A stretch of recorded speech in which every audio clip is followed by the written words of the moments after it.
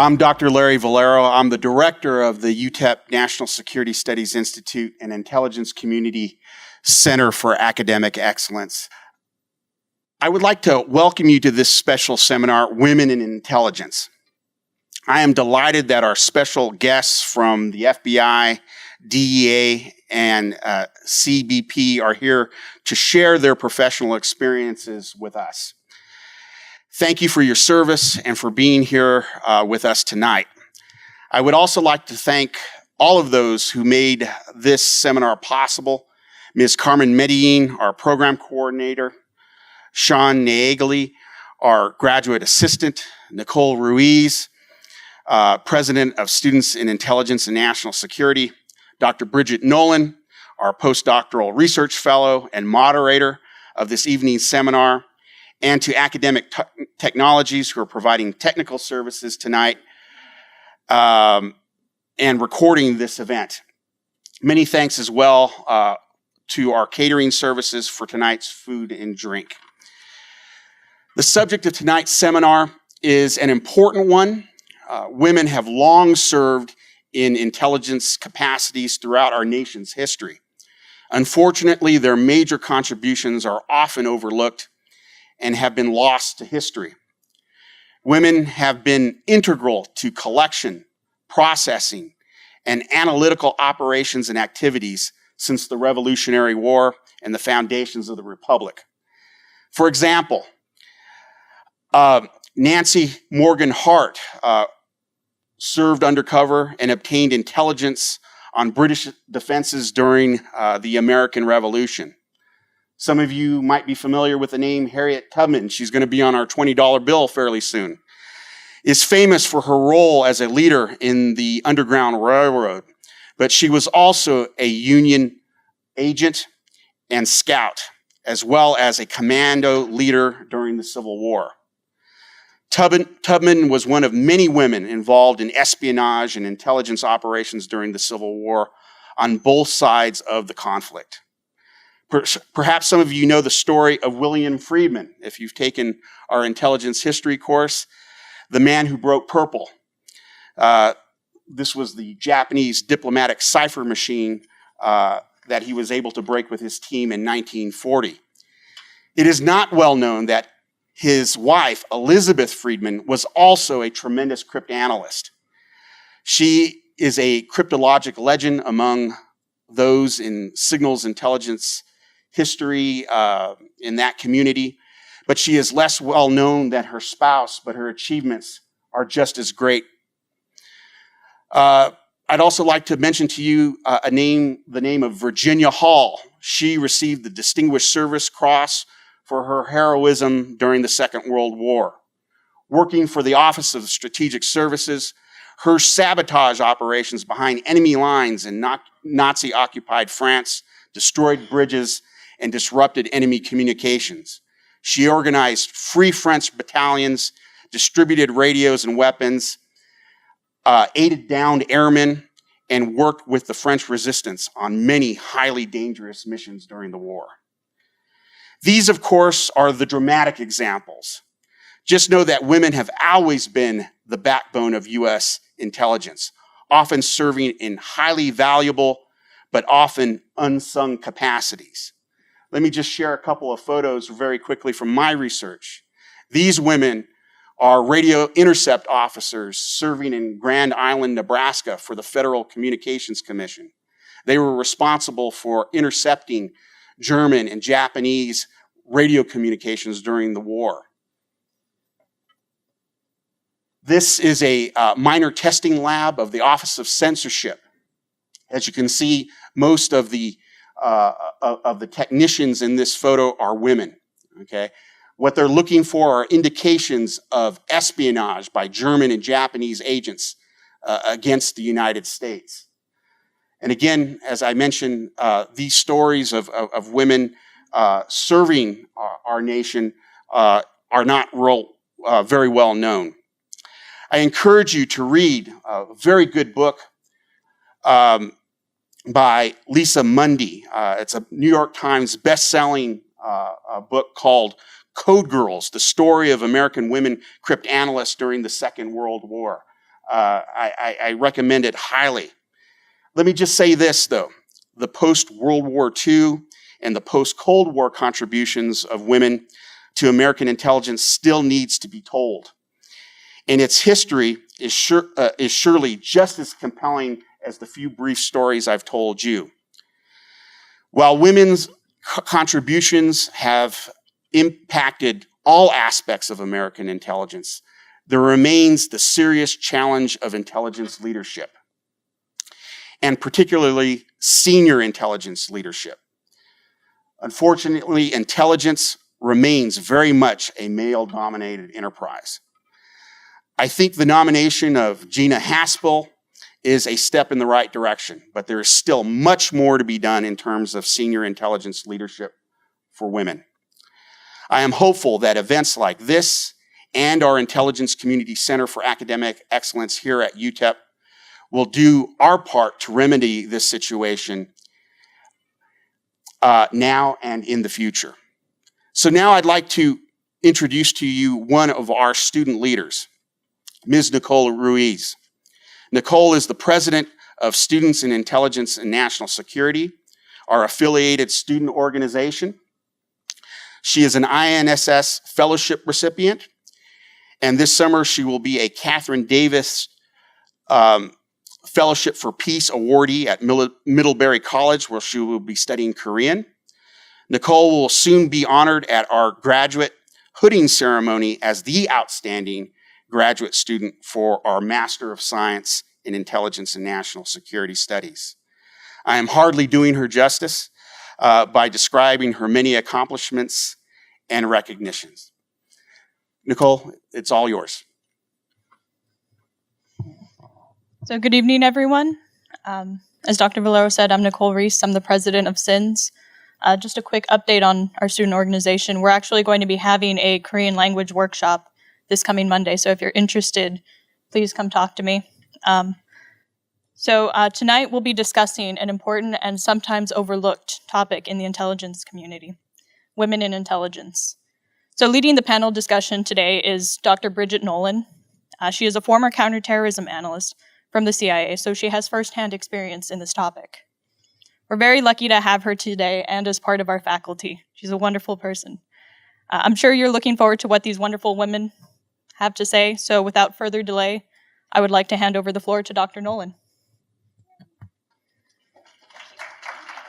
So we're very lucky to have all three of our panelists today. We have Melissa Dominguez from the Federal Bureau of Investigation. We have Adriana Carranza from U.S. Customs and Border Protection. And we have Diana Apodaca from the Drug Enforcement Administration. So thanks for all of your time for coming to talk to us today. So I think we should start with some of the basics. Just whatever you're comfortable sharing about your educational background, any other professional experience that led you to your current position. Some of the students wanted to know about any relevant extracurricular activities you might have done in school that were relevant for your professional experience, and also just how you decided to do the jobs that you're doing now. So we'll just pass the mic down and go from there. Good evening, everyone. I'm Melissa Dominguez, and I'm a native El Pasoan, born and raised here. I actually went to Riverside High School, and I'm a graduate of UTEP. I am a marketing major. I'm from the business college. I worked mostly public service with the local government, with the city of El Paso, and I was exposed only to the law enforcement side because through my marketing degree, I had an emphasis in statistics. I qualified for a job as a department research assistant. It turned out to be at the El Paso Police Department. And then I learned about crime analysis, and the rest is history. So I worked for our local El Paso Police Department. I worked part-time in adult probation as well. I moved into a multi-agency drug task force as a liaison between PD and the federal and the state agencies. And then I got my job with FBI 15 years ago. And so I've had at least 6 roles within that agency as an intelligence analyst, working both criminal and national security violations. And currently I'm a strategic analyst. Hi guys, my name is Adriana Carranza. I am a Customs and Border Protection Officer I work for United States Customs and Border Protection, which has 3 agencies underneath it. Field Operations, which is who I work for, United States Border Patrol, and Air and Marine Operations. As far as education, I did not go to UTEP, so I'm sorry. I actually went to NMSU. I graduated with my bachelor's in criminal justice in 2009, and then my master's degree in 2012. Do I wish I would have expanded? I think a lot of people assume you have to be a criminal justice major. You do not. It's actually more beneficial to have a diverse background like marketing, statistics, math, you name it, just to make yourself more appealing as far as that goes. I've been assigned here to El Paso. I've seen a lot of you. I'm actually a recruiter currently, so I have seen a lot of the people in this room. But my career has not been long, but I have been assigned to recruiting for 2 years. As far as intel goes in our field, it's very, very huge, and there's different specialties within intel. So once we get to that, I guess I'll answer that question. Hello, I'm Diana Palaka, and I work with the Drug Enforcement Administration. I started off my career, well, first my educational background. I started off here at UTEP, and then I was recruited to be a Dallas police officer, where I went for 10 years, and part of the incentive for that was that they paid 70% of your school. So kind of helped in that area while I was working towards my career. My major was originally criminal justice, but then once I had the job, I flip-flopped my minor and my major to psych, and then criminal justice as my minor.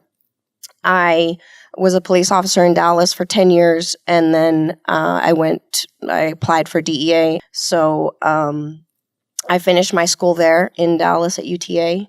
In Arlington, and then I went on to my federal career, where I am now. I'm a special agent, but I just recently promoted to a group supervisor, and I'm actually in charge of the pharmaceutical diversion, tactical diversion unit. So we investigate the crimes that the pharmaceuticals and the prescription drugs and the opioids, and I'm sure you've heard a lot about the opioid epidemic and how they're being diverted from the intended user.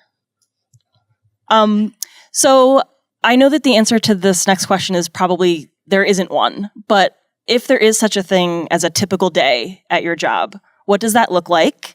And then along with that, what are some of the best parts of the job and some of the most challenging parts of the job? There is no such thing as a typical day in our job. And I used to switch jobs almost at least once a year and a half. I would test and switch jobs. And when I got to FBI and became an intelligence analyst, I've never looked back. I've never looked at want ads again or anything like that. So because I am easily bored, this is the perfect employment to have, because you will not be bored. It is impossible. A typical day will require interaction with another human being. It will require dealing with multiple personalities, sometimes even within one person, and you will have to utilize control, critical thinking, patience, listening skills, and sometimes silence. That is a typical day. You will deal with multiple levels of individuals with regard to peers or executive management, the public, victims, subjects, you name it. You have to be very flexible and be able to adapt to a current situation. That's a typical day. Kind of like she said, a typical day doesn't exist. For us, when you're working out in the field or out on the line, you don't know what's going to happen on any given day. You might think, well, this is the calmest day I've ever seen, and then everything just goes haywire. So exactly what she said, you're interacting with people constantly. I think the best thing is that there isn't a typical day. It's not the same thing. It's not Groundhog Day over and over and over again. So I think that's one of the best sides of the job, that when you least expect it, now you're involved in a situation where you're making a difference in some capacity. So. Pretty much like they said, there's no typical day, but you may plan for something and you may have certain things set out for the upcoming day and they totally change. There's times where, we have had to leave town and we didn't know we were leaving. So you just have to be ready. You know that though. You know what you're in for. Some of the challenges are that you go out and you conduct an operation or something, but you have to come back and you have to document it. And that's the biggest and most important thing for your case, because everything goes to trial or goes to court. So it's seen before a judge at some point. So you have to be able to articulate it and justify everything that happened. So this is why they probably make you write a lot of papers and extra papers and more pages that you guys want to do. But and that is the best part of the job, is that you're not bored. Sometimes the days fly by and you're like, I need like 3 more hours to catch up with what I was doing. And so that can also be a challenge, is that stuff just piles up. You take a vacation day and nobody else does your work for you. You come back and it's waiting for you to finish. One thing I wanted to add, I didn't say something about a challenge, is sometimes the frustration of witnessing what occurs, and you can only do so much. You have a role. There's rules, regulations, documentation. Things take time. There's a process. There's policy. And it may move slow, and you just have to do the best that you can with what you've got at the time. But it can be frustrating to witness certain things and know that you have to wait sometimes. It is shocking that the federal government would be mired in bureaucracy. We're all surprised. So we know that intelligence and law enforcement jobs are not the kinds of jobs that you can really know what it's like before you just go and work there yourself, because they tend to have lots of entrance requirements. And so people have to work really hard to get into them. What would you say is the biggest misconception that the general public might have about your job?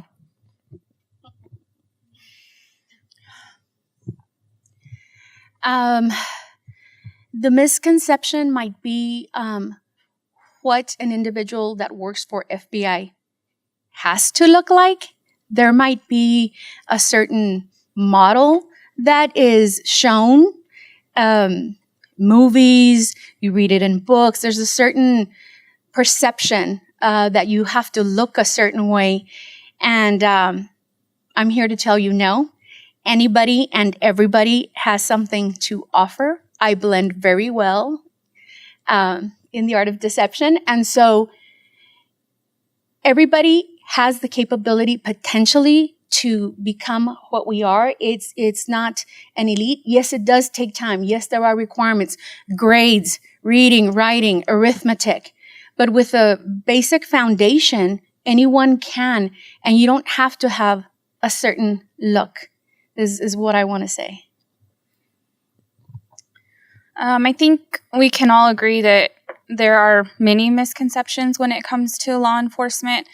I think the biggest one that I've noticed since being in is that law enforcement lacks sympathy or lacks a sensitive side, if you will. Most people in law enforcement in general, or in the intel community, or whatever it might be, have a civil service mindset and have the need to serve people and serve their community. So I think the biggest misconception, maybe more recently, has been that I think most of us go to work hoping to do good things and make a difference and impact the local community, if not the country, in some way. So I think at our core, we are all that, regardless of what the air might be at the moment. So. There are a lot of misconceptions, I think. There's 2 that I'd like to point out, and one is that law enforcement doesn't have to abide by laws and checks and balances.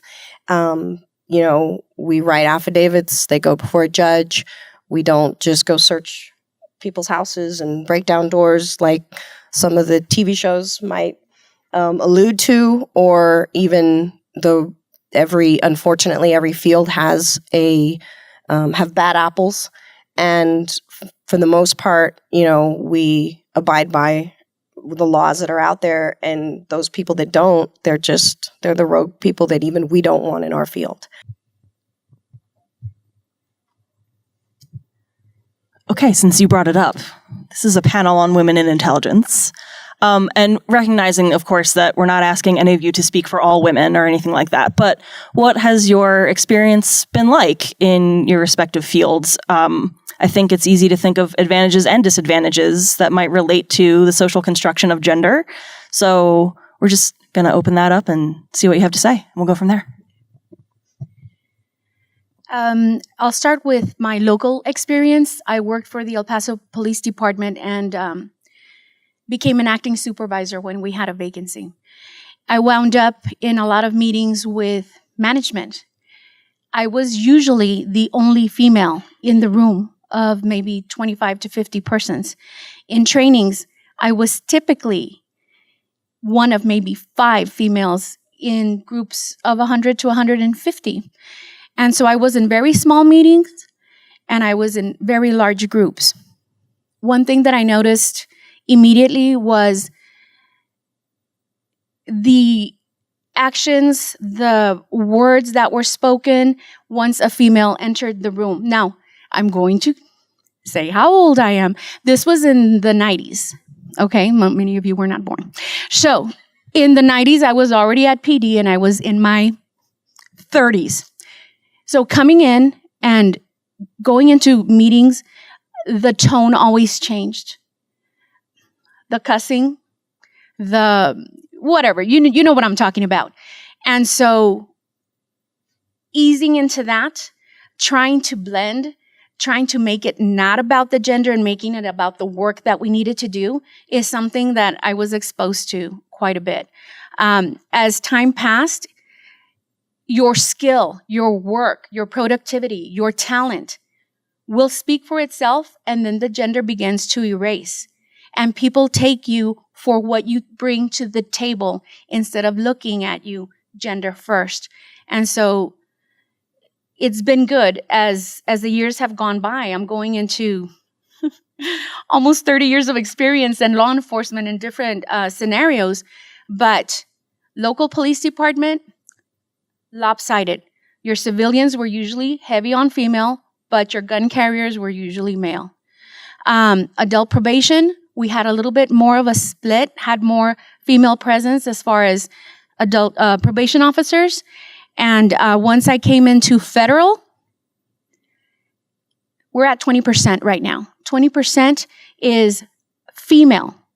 So you've got your males, actually white males are the 80% with FBI. And so eventually it becomes about what you bring to the table, what your skill is, and you have to have that assertion, that initiative to show what you've got, and then gender takes a back seat. That's been my experience.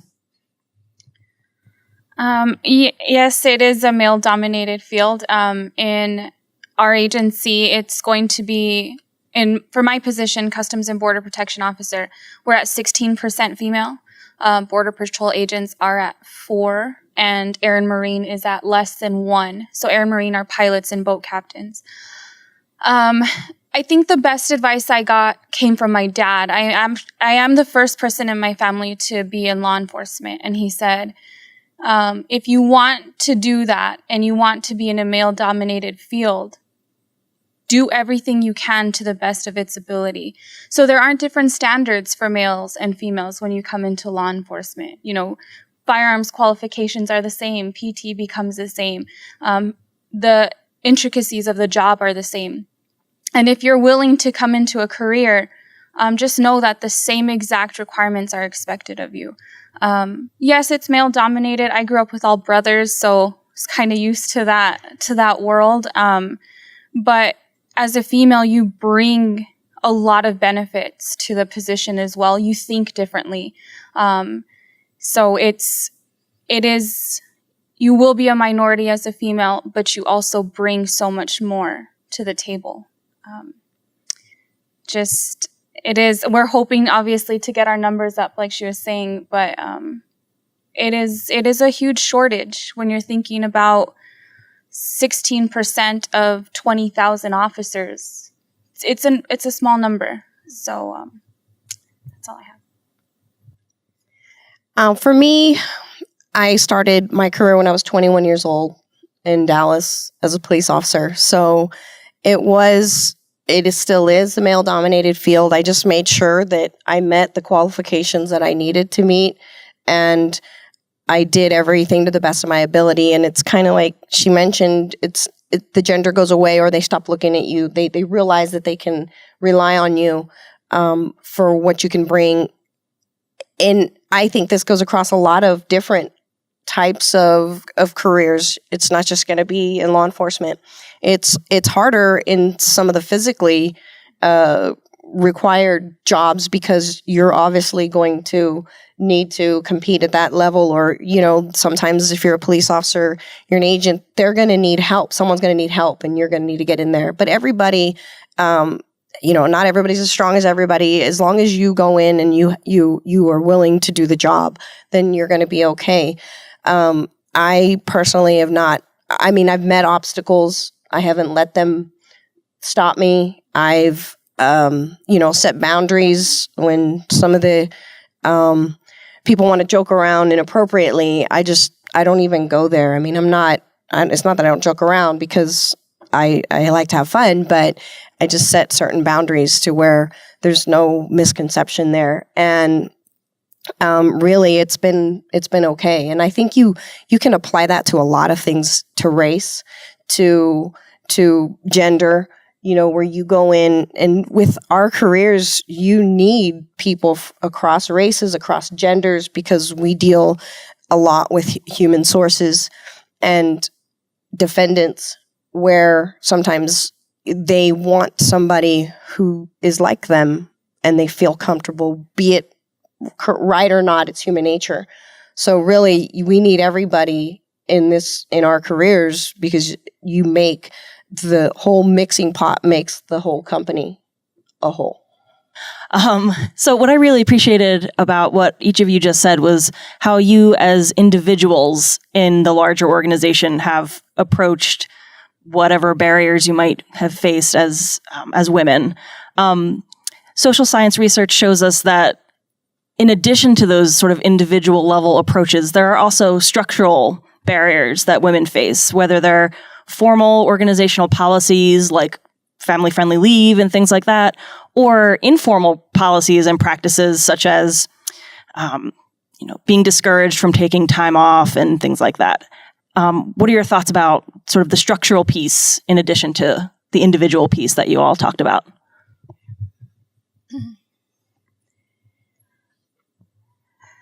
Speaking for my agency and my experience, structurally, I do consider our agency to be family friendly. And so there's not really a distinction when there's changes to family, when there's considerations with regard to personal issues, whatever they may be. There's a mechanism to go ahead and address that and allow for that. Coming back to obstacles,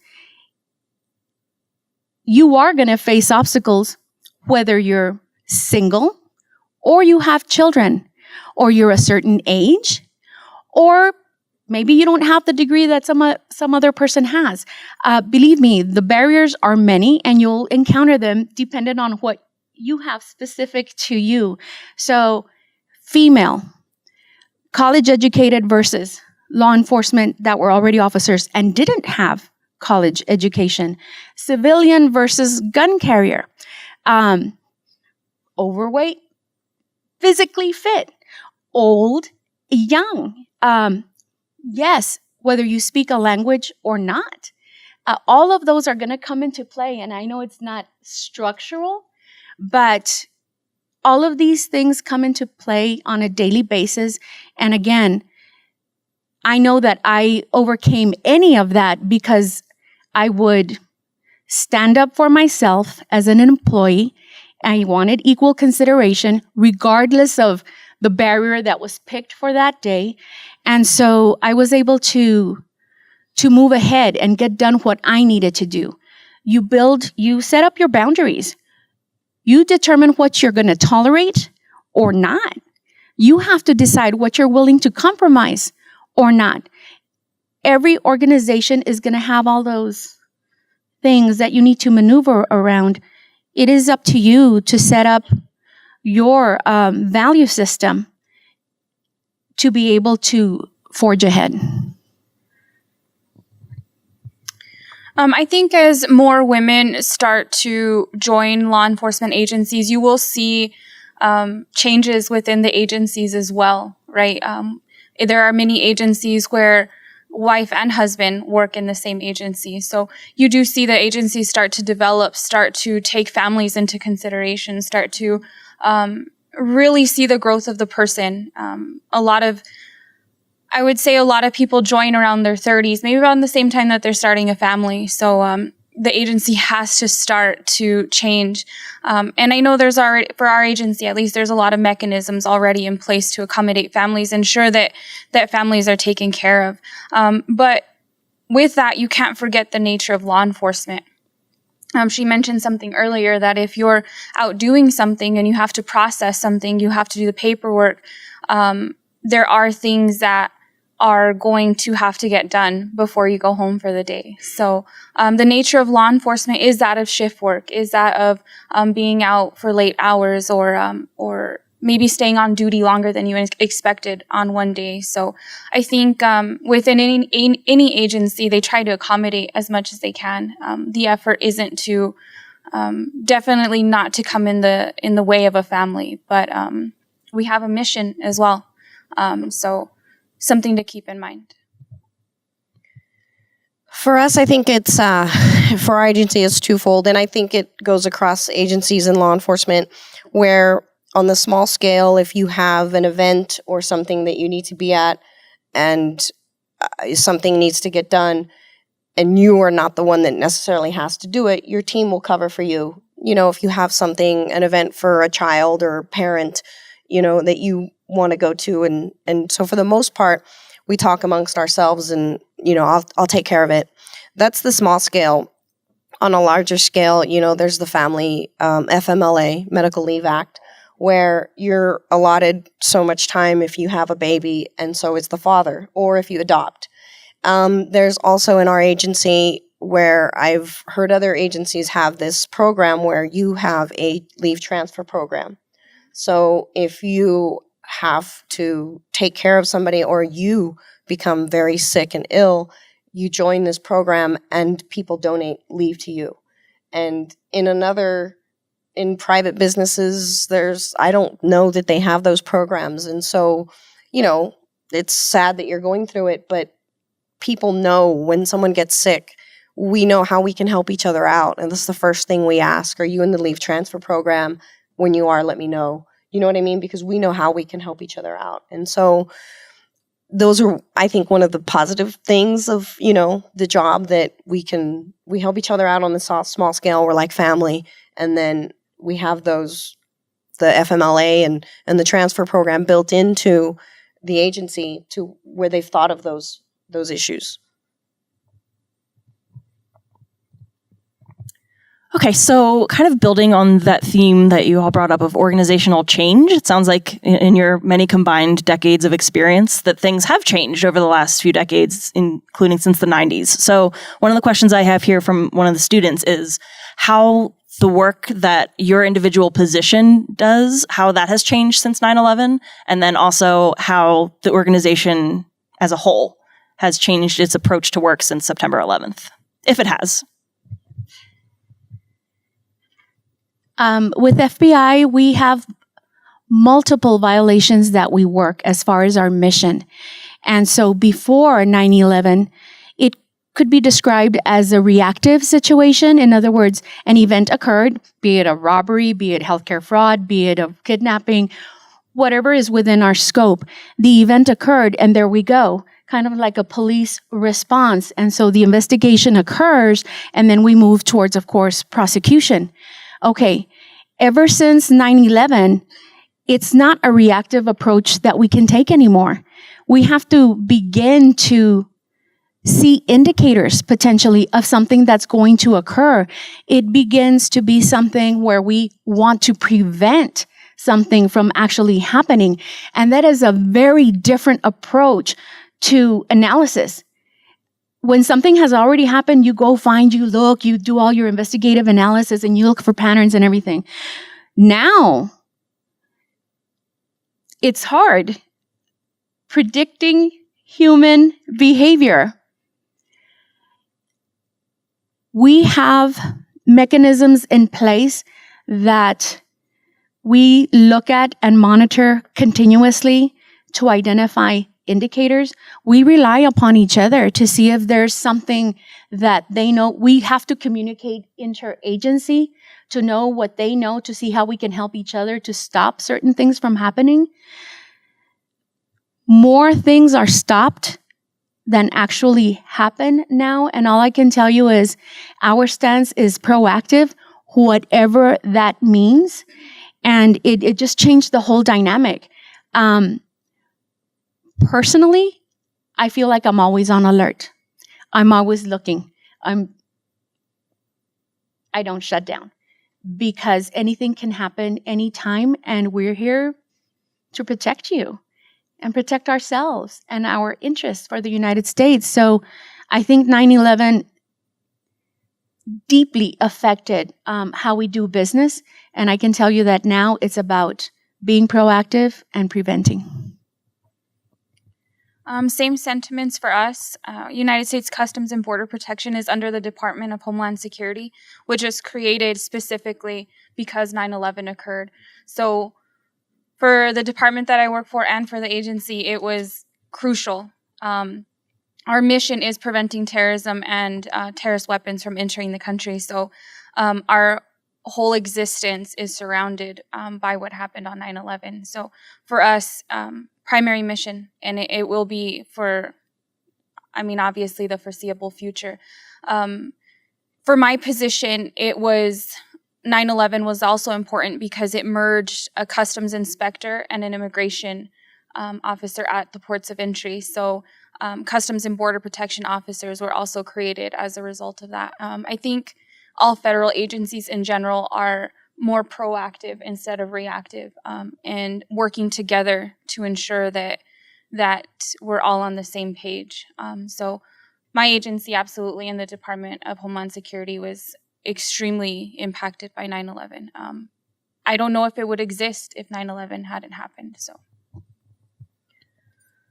we basically, I think, realized and recognized that if those agencies, state, federal, local, were not coordinating, that's a problem, because we all have information that needs to be shared across agencies and put together and used to protect the country. We know that the selling of these drugs fuels terrorism. So, and not sharing with each other would be a mistake. So if people weren't sharing, or agents, law enforcement agencies weren't sharing, then they knew they needed to start and then also put it out there for the public to know that the agencies were working together. We face some dynamics that other parts of the country don't if you're not on the border. And so you face those when you're investigating the crimes that we are. And so we've always been proactive in investigating the drug crimes, but I think it just escalated in knowing that it fuels it, and then sharing of information.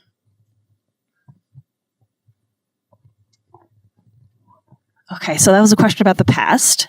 The next one is a little question about the future. So where do you see your organizations in the next 10 years or so?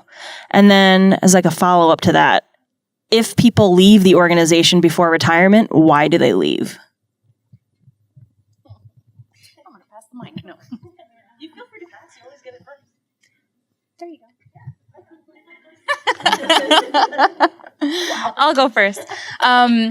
It's obviously difficult to say where the agency will be in 10 years. I think as crime evolves, as the world evolves, the agencies have to evolve and have to prioritize as well.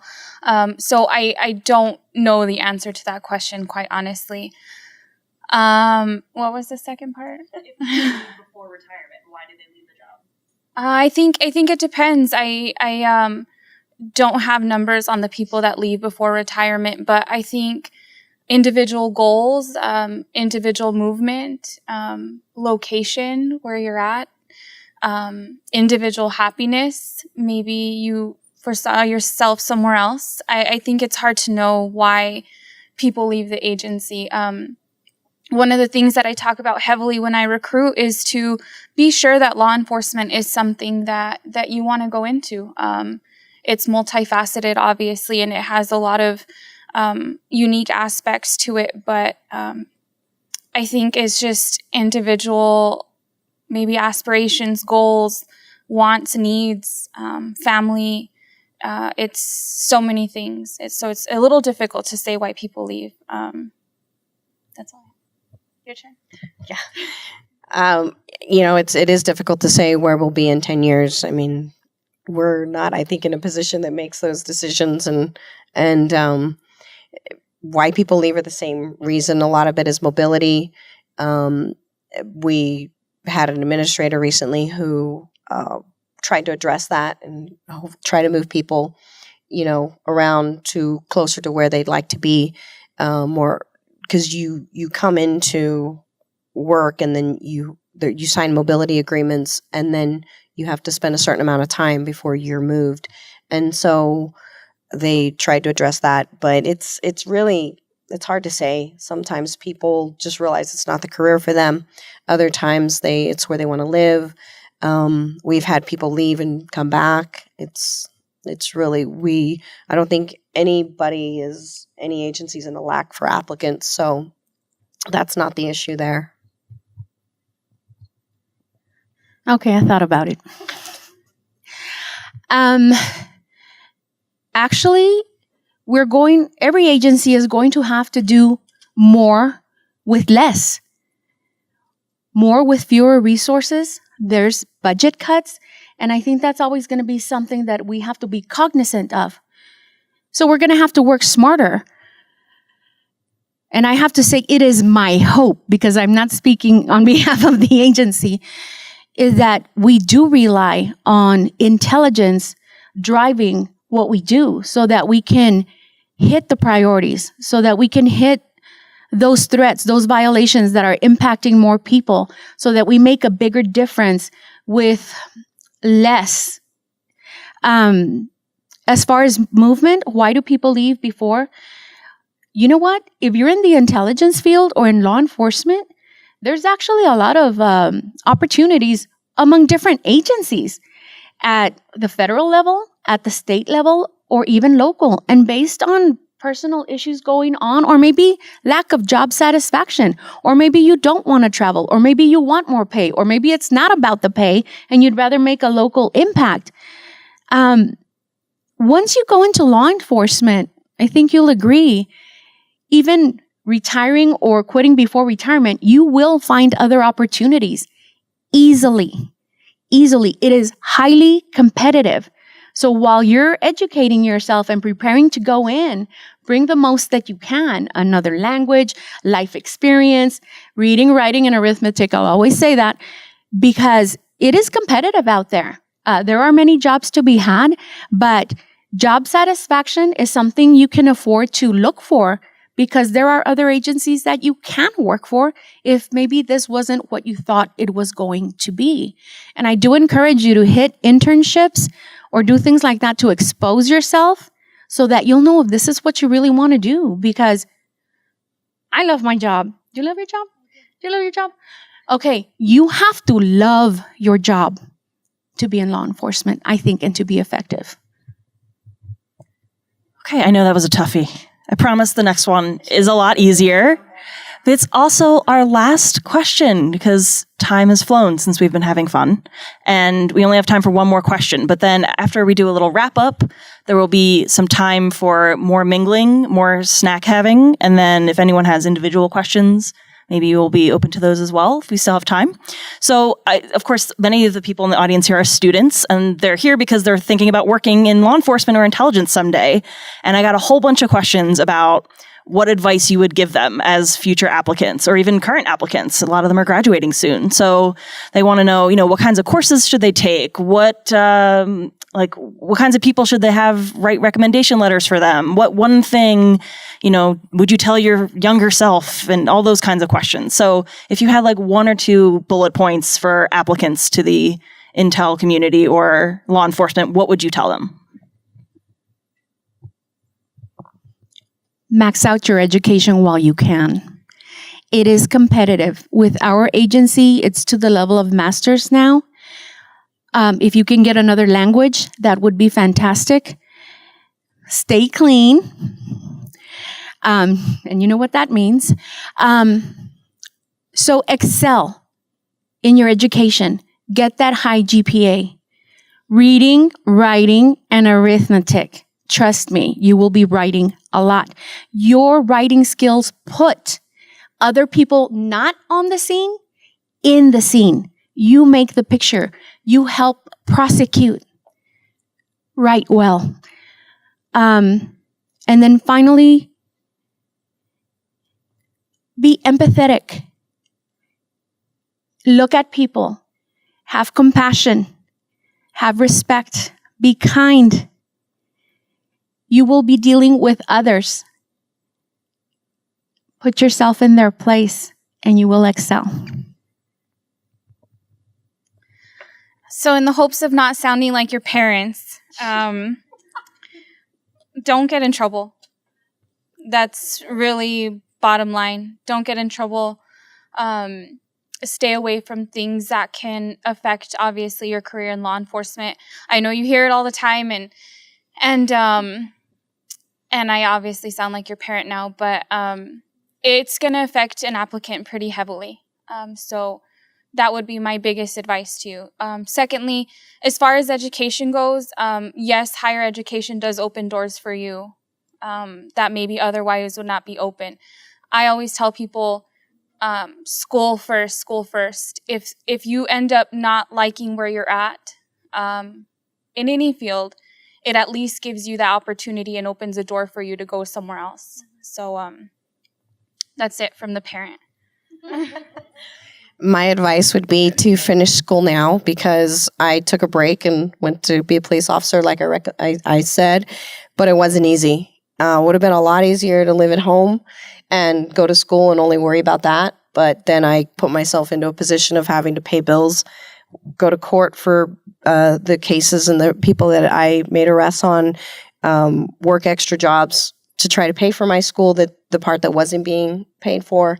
And so it would have, and then trying to study and when you could be doing something else. So my advice would be to just finish it and finish it all. Because also if you I didn't get a master's. Our agency requires the 4-year degree, like 1 year full-time job experience, and obviously a clean record. And but if you decide that you want to go back to school, it's hard. I mean, I don't know that I could. I mean, I'm sure I can make myself study right now, but it's difficult. It's when you get out of that mindset, you're used to studying, what you need to do to memorize and to learn and to take your tests, and then you try to get away from that and go back to it. Plus, you may decide to get married, and then your spouse is like, "You're going to study tonight," and it's hard to make that decision and that choice. So just finish it now, and if you think you want to go past, just do it all.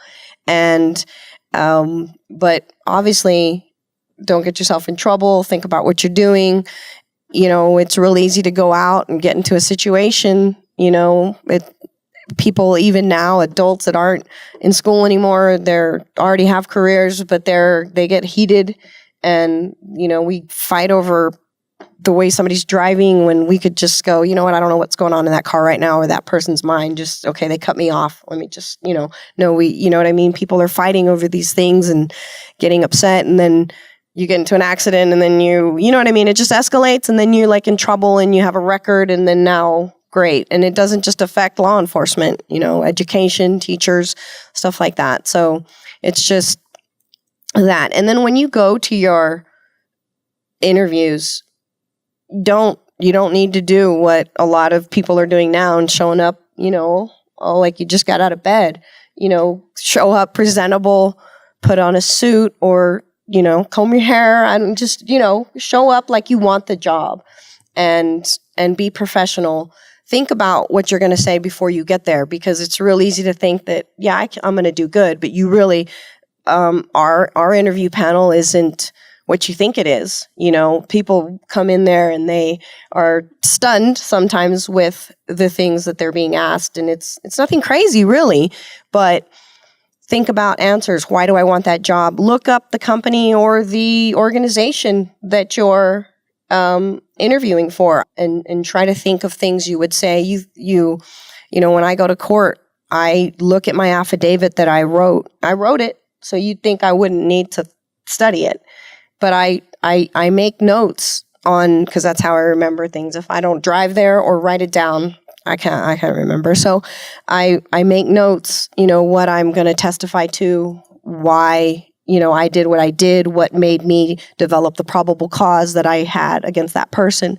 So do that for your interviews. Do that. Act like you want it, basically. And I'll give you a scared straight statement. It took me 14 years to get my degree because I chose to work and get married, and it was difficult. I started my intelligence career at 40. I could have done that 20 years sooner. Finished school.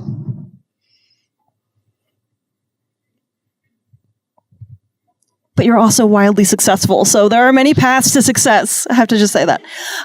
We have to wrap it up, but our panelists, I think, are going to mill about for a little bit. Also, our program coordinator, Carmen, is here if anybody has questions about our program. But for now, please join me in thanking our panelists for coming today. We really appreciate your time.